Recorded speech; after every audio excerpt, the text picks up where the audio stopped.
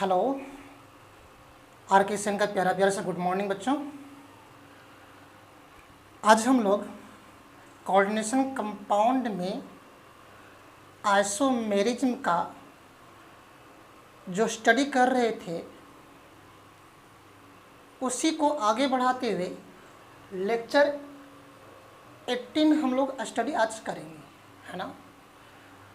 तो 17th lecture में हम लोग डिस्कस किए थे आइसोमेरिज्म क्या है और उसके क्लासिफिकेशन भी हम लोग कर चुके थे। ओके, आज का जो हमारे पास लेक्चर है बाबू, उस क्लासिफिकेशन में हम लोग बताए हुए थे कि स्ट्रक्चरल आइसोमर संरचनात्मक समावयव क्या है, उसी पर आज हम लोग डिस्कशन को आगे ले जाएंगे। तो आज की डिस्कशन को आप अच्छी तरह से समझने के लिए आप जो 17th लेक्चर आपको दिया गया था आप उससे बहुत ही रूबरू हो जाए, उसे आप अच्छी तरह से स्टडी कर लें। क्यों? क्योंकि 17th लेक्चर में मैं आपको आइसोमेरिज्म क्या है और उसका क्लासिफिकेशन कैसे होगा कोऑर्डिनेशन कंपाउंड में, मैं सबको डिस्कस कर चुका हूँ। ठीक है, तो आज जो हम लोग स्ट्रक्चरल आइसोमर पढ़ेंगे तो उनमें से मैं ये बता दूँ सबसे पहले बाबू कि जो स्ट्रक्चरल आइसोमर का लोग क्लासिफिकेशन किए हुए थे वहाँ देखे थे कि आयनन समावयव क्या है। ओके सॉरी, आयनन समावयव को हम लोग क्लासीफाई किए थे, लिंकेज समावयव को देखेंगे, कोऑर्डिनेशन समावयव को देखेंगे, हाइड्रेटेड समावयव को देखेंगे। लेकिन इन सब समावयव में से जो सबसे आपके पास इम्पॉर्टेंट जो हैं स्ट्रक्चरल आइसोमर में सबसे कौन इम्पोर्टेंट है बाबू? आपके पास आयोनाइजेशन है और कॉर्नर लिंकेज है। तो थोड़ा सा वीडियो लंबा जा सकता है इस सब को डिस्कशन करने में, इसलिए बाबू आप लोग क्या करना, पेशेंस रखना। ओके, चल बात करता हूँ।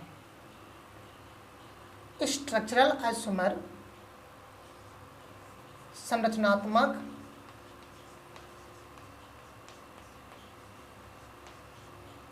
समावयव,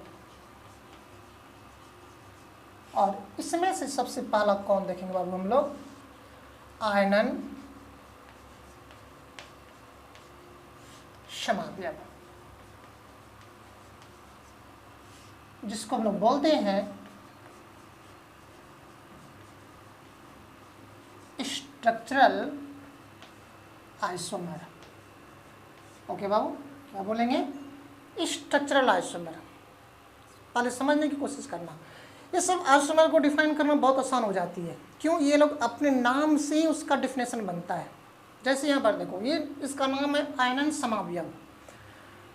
मैं आपको एक कंपाउंड दे रहा हूँ, दो कंपाउंड दे रहा हूँ।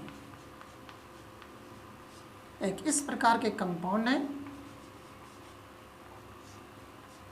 ओके बाबू, और एक इस प्रकार के कंपाउंड है।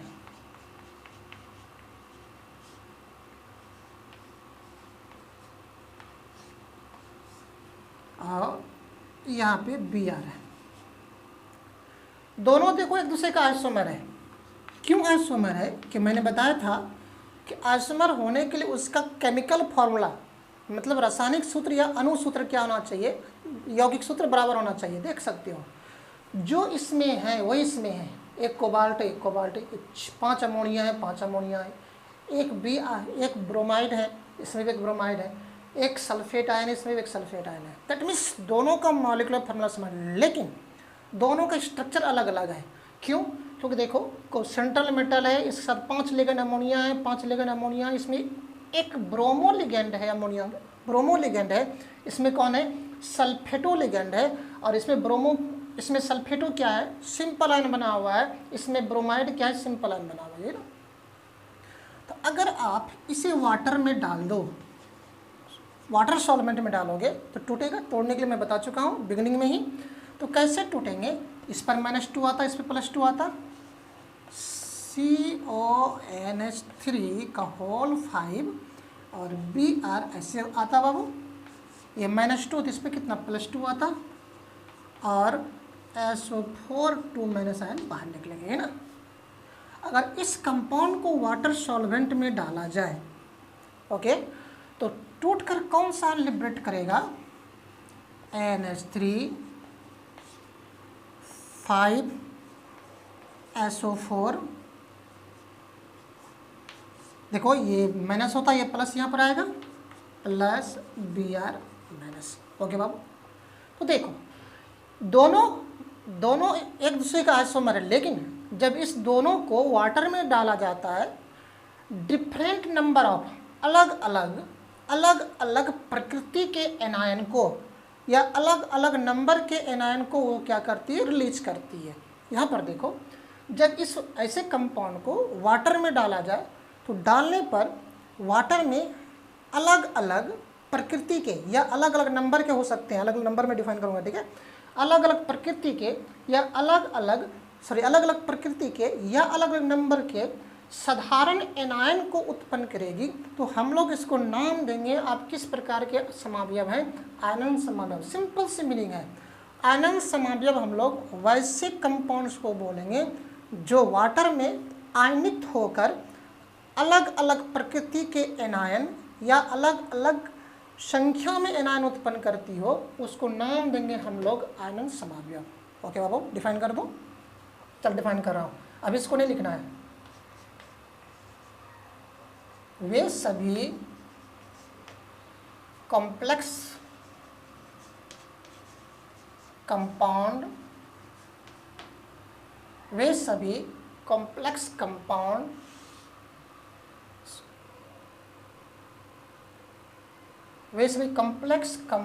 वाले समावयव जो वाटर में मतलब जल में अलग अलग लिखा हूं, अलग अलग प्रकृति के या अलग अलग प्रकृति की या अलग अलग संख्या में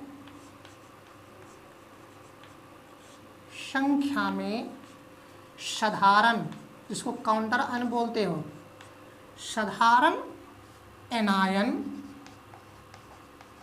कैसा बोल रहा हूँ, साधारण एनायन होना चाहिए ना, साधारण कैटायन नहीं होना चाहिए, साधारण एनायन उत्पन्न करती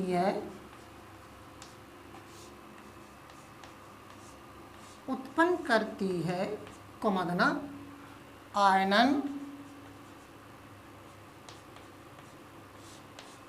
आयनन समावयव कहलाती है।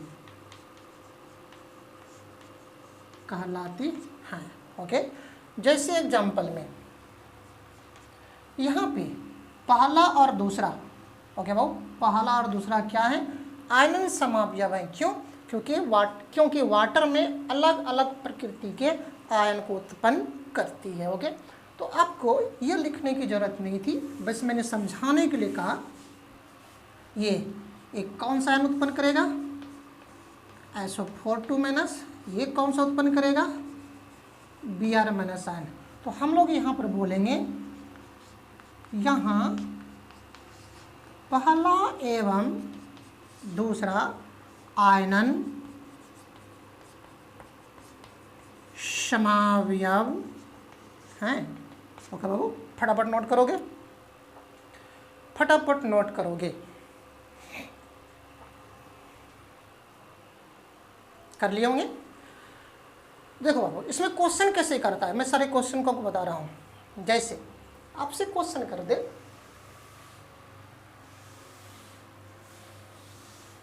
जितने प्रकार के क्वेश्चन बनने की संभावना है, उन सारे क्वेश्चन को मैं आपको यहाँ बताने जा रहा हूँ।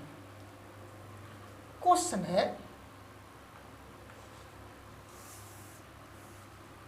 है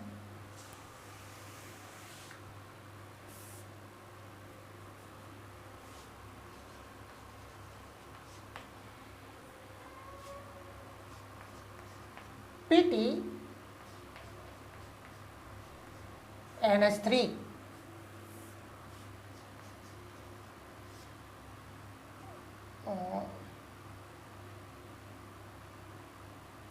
होल 6, अच्छा ऐसा करो, 5 Br है ना, एंड NO3, ओके बाबू, and PT NH3 whole 5 NO3 से बेटर होगा, यहाँ पे NO2 लिखो तो अच्छा रहेगा बाबू, NO2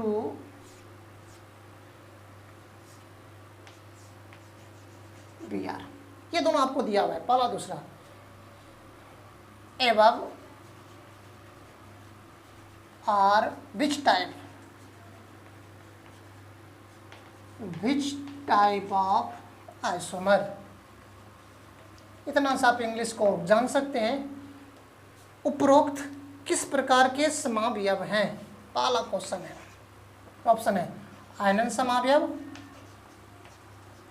आयनन समावयव, दूसरा है बंधनी समावयव, बंधनी समावयव, तीसरा है उपसा संयोजन, उपसा संयोजन समावयव, और चौथा है none of the above, none of the above. हालांकि हिंदी इंग्लिश दोनों साथ लिखा रहा है। देखो बाबू, हालांकि मैं अभी इन सब समावयव को नहीं पढ़ा हूँ, लेकिन मैं आंसर कर सकता हूँ। आप देख सकते हो, दोनों पहले तो देखना पड़ेगा दोनों एक दूसरे का आइसोमर है या नहीं है या नहीं है, होने के लिए आपको उसके पास जाना पड़ेगा और आप पूरी तरह से अपनी नज़र को खामोश करके देखो। खामोश मतलब एक नज़र से देखो, जब तक आप अपनी सरसरी निगाहों से ऐसे कंपाउंड को नहीं देखोगे, आइसोमर को आप कंप्लीट नहीं कर पाओगे, उससे आप क्वेश्चन नहीं बना पाओगे। तो पहले देखना कि दोनों आइसोमर है कि नहीं है, इसलिए आप देखो कि उसका मॉलिक्यूलर फॉर्मूला समान है कि नहीं है। PT NH3 NO2 है, Br है, Br दोनों आइसोमर है, लेकिन दोनों का स्ट्रक्चर अलग अलग है ना।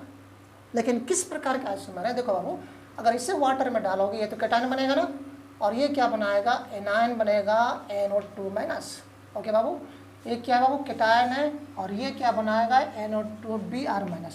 क्योंकि वाटर में दोनों अलग अलग प्रकार के एनायन को उत्पन्न कर रही है, इसलिए हम लोग बोलेंगे ये किस प्रकार के आइसोमर हैं, आयनन आइसोमर है। वाटर में आयनित होकर, आयनित मतलब उस पर चार्ज अलग अलग हो जाना, आयनित होकर अलग अलग एनायन को उत्पन्न कर रही है, इसलिए हम लोग क्या बोलेंगे बाबू, आप आयनन आइसोमर है। ओके, देखो समझना। तो कहता है, इसी में अगला क्वेश्चन है, मेरा क्वेश्चन है उसी में जो ऊपर दिया हूँ, NH3 5 Br NO2 and PT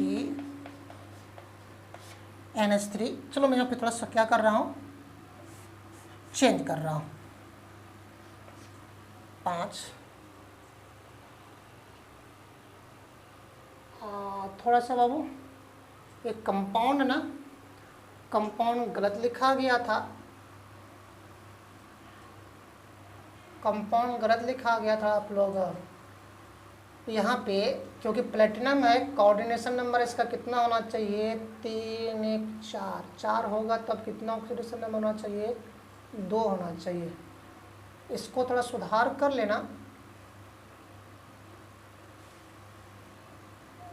यहाँ पे बाबू सुधार करना, ठीक है। मैं कर रहा हूँ यहाँ पे, आप 3, इसको 3 कर लेना, या 5 लिखा गया था ना, जहाँ 5 है वो 3 कर लेना, क्योंकि प्लेटिनम का ऑक्सीडेशन नंबर अगर यहाँ पे देखो कितना 2 हो रहा था ना, अगर 2 हो तो इसका कोऑर्डिनेशन में कितना 4 होता है। प्लेटिनम का ऑक्सीडेशन में यहाँ कितना बाबू, 2 है ना, तो 2 है तो कितना उसका कोऑर्डिनेशन नंबर 4 होगा। इसको आप देखने के लिए क्या करोगे, लेक्चर नंबर 14 में देखना लिखाया था मैंने कि अगर प्लेटिनम का कोऑर्डिनेशन नंबर 6 हो तो उसका ऑक्सीडेशन नंबर 4 होता है, प्लेटिनम का कोऑर्डिनेशन नंबर 4 हो तो उसका ऑक्सीडेशन नंबर कितना 2 होता है। तो उन सबको आप 14 लेक्चर में देखोगे तो आपको डिटेल्स में मैं बताऊँगा, ठीक है। उसी प्रकार से यहाँ आ जाओ, प्लेटिनम है 6 कोऑर्डिनेशन नंबर, तो ऑक्सीडेशन नंबर कितना यहाँ पर होगा, तो इसलिए थोड़ा सा सुधार करना। यहाँ भी ऊपर वाला ही मैं लिख रहा हूँ 3ABrCl PT 3Br और यहाँ पे NO3 है। ओके बाबू, अब मेरा क्वेश्चन है above are which type of isomer, ऊपर वाला किस, ये दोनों जो है किस प्रकार के आइसोमर हैं? पहला ऑप्शन आयनन समावयव, दूसरा है बंधनी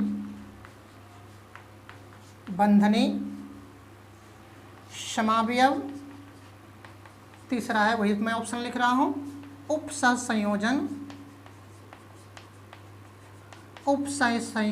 समावयव, और फोर्थ है नन ऑफ द अबव, उपरोक्त में कोई नहीं। तो देखो बाबू, गलतियां कहां पर होती है? तो आपको जो क्वेश्चन दिख रहा होगा, तो यहां देखो, ये कौन सा आयन लिबरेट करेगा बाबू? Cl minus ion, simple anion, और वाटर में डालोगे कौन सा एनायन लिबरेट करेगा? NO3 minus. चूँकि वाटर में different number of anion liberate कर रही है, इसलिए आयनन समावयव होगा, और बच्चे इसी को मारकर आएंगे। और आपको देखो, जाल में फंसने के लिए पहला ही ऑप्शन भी दिया गया है। अगर इस प्रकार का क्वेश्चन मिले ना, तो बच्चा बहुत ही गदगद होता है कि सर इतना आसान क्वेश्चन था ना सर, एकदम तुरंत में उसे मार के आ गया है क्या? लेकिन नहीं, आपने क्वेश्चन को मार के नहीं आया, बल्कि अपने आप को मार के आया। देखो बाबू, हमेशा ख्याल रखना, क्वेश्चन जितना ही आसान होती है, वो आपके लिए उतना ही दर्ददायक होते हैं, पैनिक हुआ करता है। देखो, तो मैंने कहा था कि अगर आइसोमर को देखना है तो अपनी नज़र की खामोशी को गड़ा कर रखो। तो पहले तो ये आपको देखना कि वो आइसोमर है, आइसोमर होगा तब तो हम लोग आगे डिस्कस करेंगे ना। देखो बाबू, यहाँ पे आइसोमर होने के लिए इसका मॉलिक्यूलर फॉर्मूला समान होना चाहिए। प्लेटिनम है, प्लेटिनम है, 3 अमोनिया है, 3 अमोनिया है, Br है, Br है, Cl है, और NO3 नाइट्रेट है। यहाँ पर क्लोराइड आयन है, नाइट्रेट आयन है। जब इसका मॉलिक्यूलर फार्मूला ही समान नहीं है, तो ये तो आइसोमर है ही नहीं। और जब ये आइसोमर नहीं है, तो फिर क्या होगा? ये किसी प्रकार के आइसोमर नहीं है। थोड़ा सा बाबू बच के रहना, खामोश होके चलना, है ना। चलो फटाफट स्क्रीनशॉट ले लो, फटाफट स्क्रीनशॉट आप इसका ले लो। और क्वेश्चन बता रहा हूँ, देखो बाबू, अगला क्वेश्चन, अगला क्वेश्चन है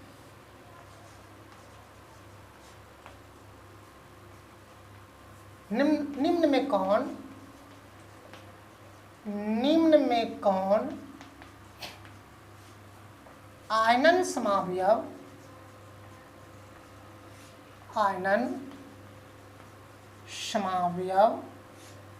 दिखा सकती है,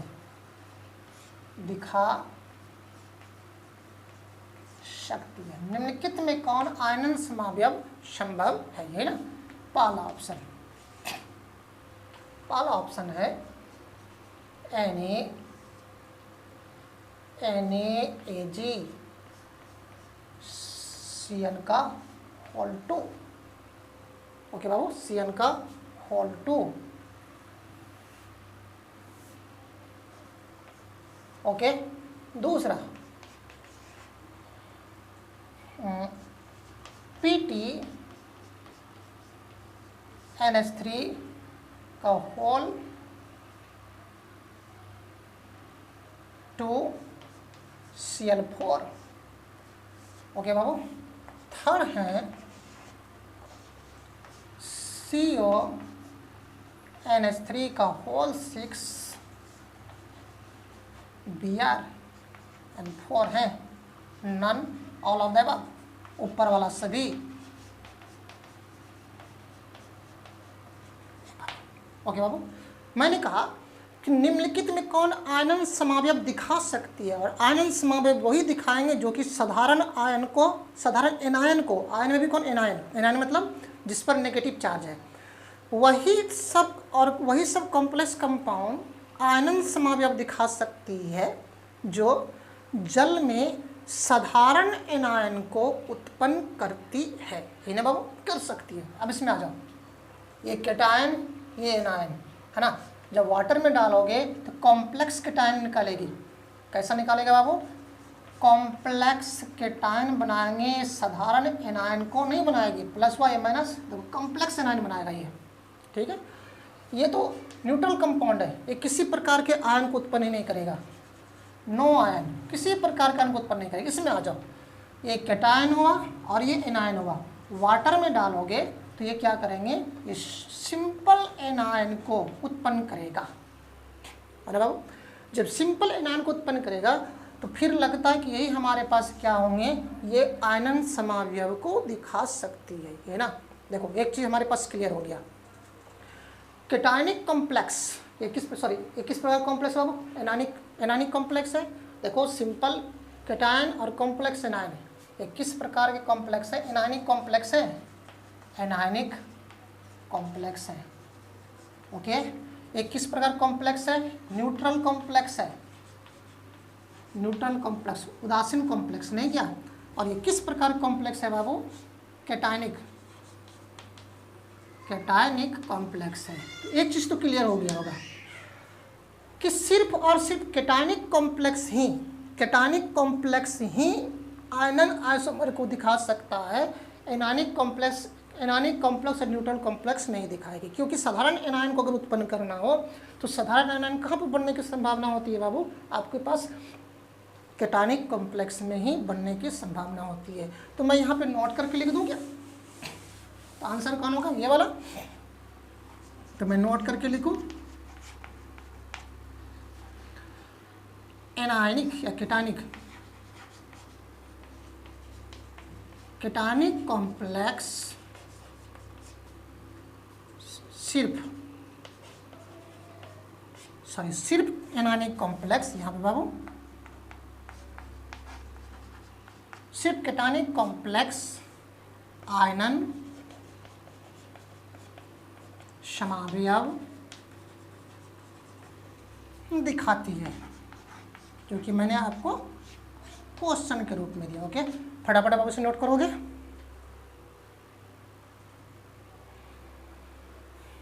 हो गया? देखो बाबू, इसमें जितने एक और क्वेश्चन इसमें बनता है।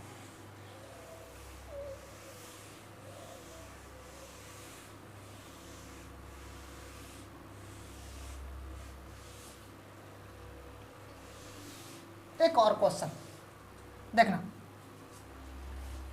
क्वेश्चन है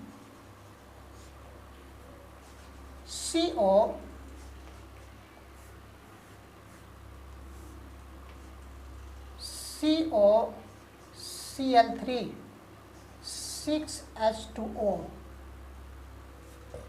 अणुसूत्र का और यौगिक सूत्र का, या अणुसूत्र लिखो, अणुसूत्र का कितना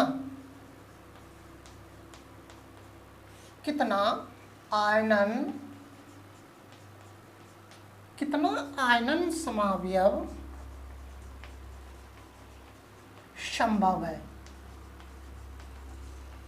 ओके बाबू, कितना संभव है? 2 होंगे कि 3 होगा कि 4 होगा? फटाफट निकाल के देखो। चल मैं सॉल्व करता हूँ, आंसर निकालता हूँ। मैं आंसर निकालता हूँ। COCl3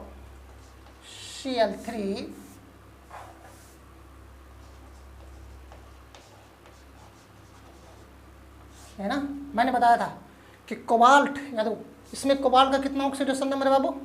इसका तो 0 ना, इसका -3, कितना +3 नहीं क्या?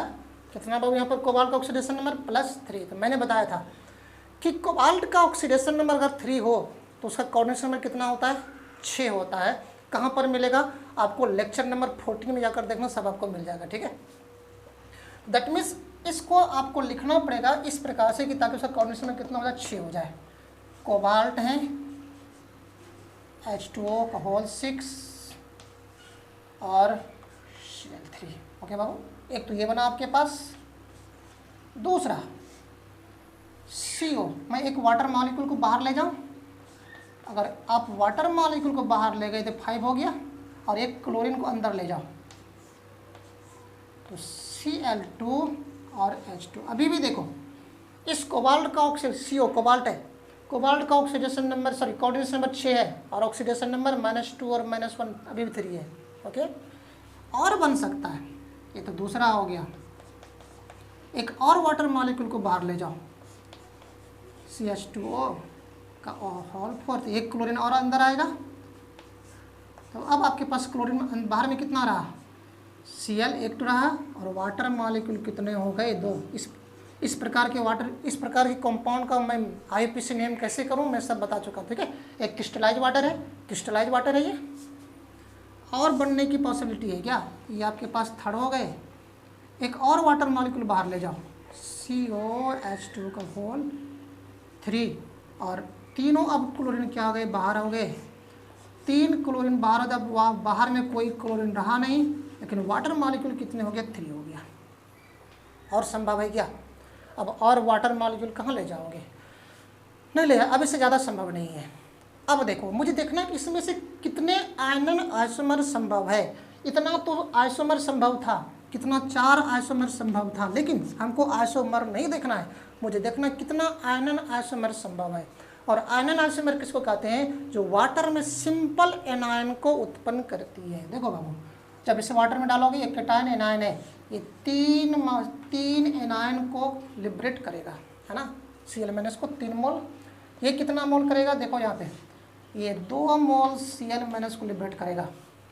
और ये कितना करेगा बाबू, 1 मोल मात्र करेगा। ओके, और ये कोई एनायन को लिबरेट करेगा क्या, देखो इसके बाहर वाटर मॉलिक्यूल है, और वाटर मॉलिक्यूल न्यूट्रल कॉम्प्लेक्स है ना। और जब न्यूट्रल मॉलिक्यूल होता है और न्यूट्रल मॉलिक्यूल हैं, तो फिर ये टूट कर एनायन को नहीं बनाएगा।